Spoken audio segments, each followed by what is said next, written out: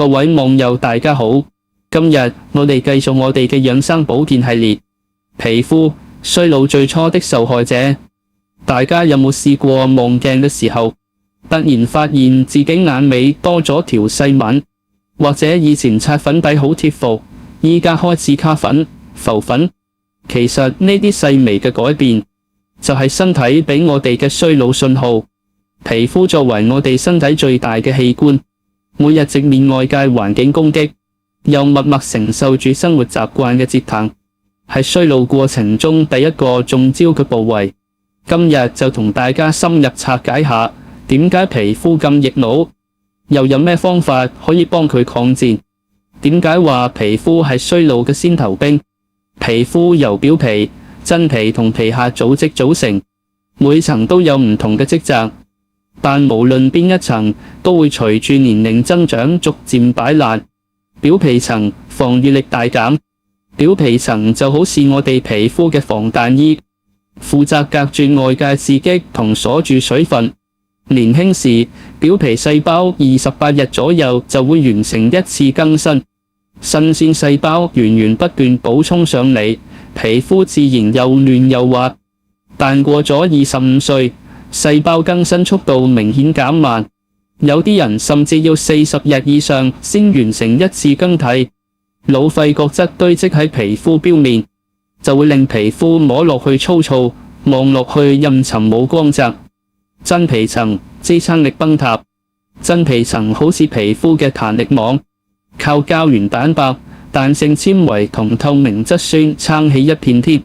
年輕嘅時候膠原蛋白豐富，就算熬夜後皮膚都仲有彈性，但30歲後膠原蛋白以每年1%嘅速度流失，彈性纖維逐漸斷裂，透明質酸儲水能力下降。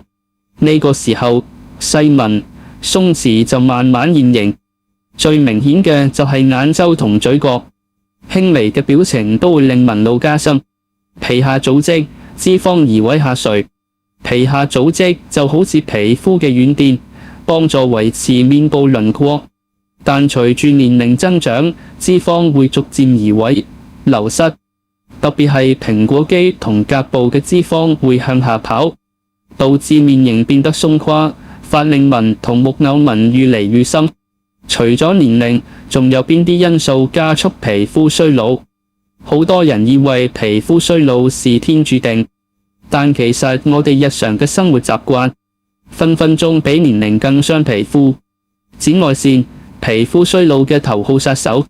廣東嘅太陽咁猛，好多人以為曬黑只係美觀問題，但其實紫外線 UV 對皮膚嘅破壞力超級強。UVB 會令皮膚曬傷、曬紅， UVA 更會穿透真皮層，直接破壞膠原蛋白同彈性纖維，導致皮膚鬆弛、長斑。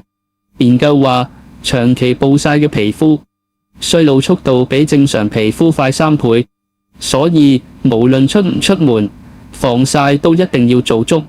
物理防曬戴帽、撐傘加化學防曬、擦防曬霜，雙管齊下，先可以將紫外線傷害減到最低。熬夜，皮膚嘅慢性自殺。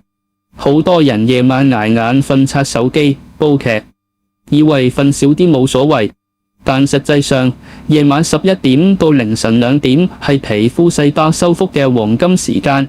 呢個時候瞓唔住，細胞就冇辦法正常更新同代謝，黑色素同老廢角質堆積，皮膚自然又冧又黃。而且熬夜會令身體分泌更多皮質醇、壓力荷爾蒙，加速膠原蛋白分解。第二天醒嚟照鏡，細紋同毛孔都會明顯咗唔少。高糖飲食糖化皮膚嘅源，奶茶、蛋糕、可樂雖然好正，但食太多高糖食物，糖分會同皮膚中嘅蛋白質結合，產生晚期糖基化終產物 AGEs。呢啲 AGEs 會破壞膠原蛋白同彈性纖維，令皮膚失去彈性，變得蠟黃、鬆弛。而且糖化反應仲會刺激炎症，容易爆痘、敏感。所以想皮膚好，真係要適當戒下口。唔好俾甜嘢甜到入心。抗老唔係夢，學識呢幾招幫皮膚回春。其實皮膚衰老唔係冇得救，只要做啱方法，就算上咗年紀都可以 keep 住少女肌。清潔、保濕、防曬，基礎護膚3件套。好多人以為抗老要買貴價精華，但如果連最基本嘅清潔、保濕同防曬都做唔好，再貴嘅護膚品都冇用。清潔要溫和，唔好過度去角質；保濕要選啱自己膚質嘅產品。鉗性肌膚可以用滋潤型面霜，油性肌膚就選清爽啲嘅乳液。防曬每日出門前15分鐘擦好，出汗或游泳後要及時補塗。呢3樣做到位，皮膚已經贏咗一半。成分黨必知有效抗老成分，市面上護膚品花多眼亂。想抗衰老，記住呢幾個明星成分：維他命 C， 抗氧化，促進膠原蛋白合成，仲可以提亮膚色，但見光易分解，最好夜晚用。維他命 A 醇是黃醇，抗老界王者，可以刺激膠原蛋白再生，淡化細紋，但初期使用可能會出現脫皮、敏感，要慢慢建立耐受。勝肽好似信號兵一樣，告訴皮膚要生成更多膠原蛋白，溫和又安全，適合敏感肌。多色因刺激真皮層細胞活性，增加透明質酸含量，提升皮膚彈性。由內到外調理，飲食同生活習慣好重要。護膚唔只係表面功夫，內調都好關鍵。平時可以多飲水，補充身體同皮膚水分，食多啲富含維他命 C、E 嘅水果，如奇異果、藍莓同蔬菜，如西蘭花、菠菜，抗氧化有美白。多攝入優質蛋白質，如雞蛋、魚肉、豆腐，幫助修復皮膚細胞。另外，保持充足睡眠，學識減壓，避免情緒波動太大，都可以令皮膚狀態更穩定。醫美輔助，安全又高效。如果想更快見到效果，適當做下醫美項目都唔錯，好似熱瑪吉、超聲刀可以刺激膠原蛋白收縮同新生，改善皮膚鬆弛。水光針可以補充透明質酸，令皮膚水潤飽滿。